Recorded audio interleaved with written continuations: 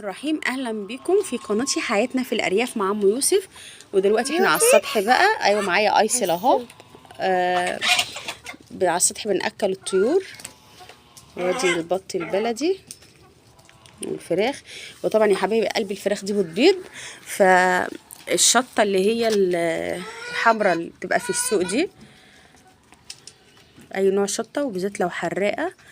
انا بحب مثلا لما الاقي خلاص قربت تبوظ عندي، او انا مثلا جبت من السوق وقعدت اسبوع، بروح مخرطاها ومقطعاها للفراخ كده ياكلوها، او احطها سليمه زي ما هي كده هما بياكلوها.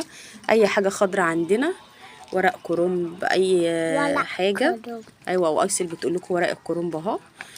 فدلوقتي اي حاجه خضرة بتخلي الفراخ تبيض، والشطه بالذات. حتى انا لو ما بلاقيش شطه خضرة او حمرا بحط الشطه اللي هي الناشفه دي، بحطها على الاكل.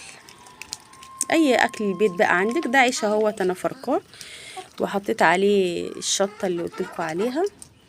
وبسم الله ما شاء الله بيبقى عندي البيض كتير والخير كتير. وما تنسونوش في اللايك والاشتراك في القناه عشان يوصلكم كل جديد. ولو في اي استفسار اي حاجه عن الطيور والدواجن انا تحت امركم. والسلام عليكم ورحمه الله وبركاته. ايوه يا ايسل، عايزه تقولي حاجه؟ هتقولي ايه؟